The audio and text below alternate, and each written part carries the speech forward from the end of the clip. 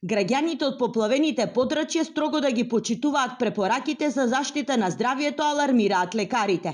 Поради можност од контаминација, не треба да се пие вода од водовод или бунари, туку исклучиво водата да биде флаширана или превриена најмалку 1 минута.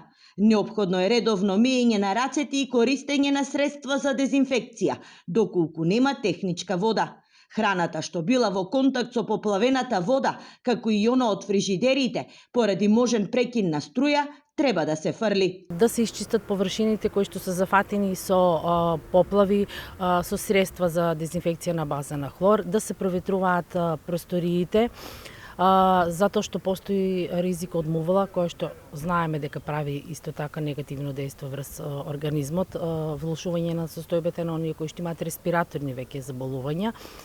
Оние предмети кои што се зафатени со поплавите да се отстранат од домовите, затоа што секогаш постои ризик да бидат контаминирани со водата која што ги поплавила. Непочитувањето на препораките може да доведе до гастроентероколитис со симптоми како мачнина, треска и диареја.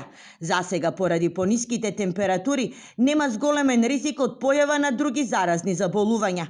При расчистување на поплавените домови, граѓаните, особено оние со отворени рани, мора да бидат крајно внимателни и да користат заштитна опрема при чистење.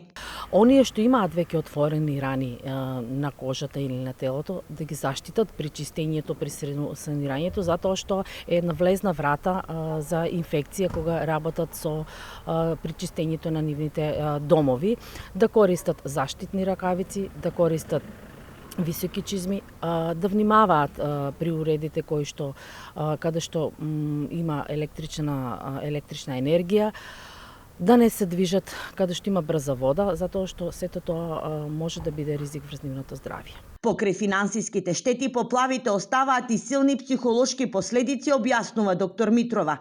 Загубата и штетата што ја претрпеа семејствата во Кичево, Гостивар, Сара и Липково е голема, па се препорачува разговор со блиските, а доколку е потребно и со стручни лица.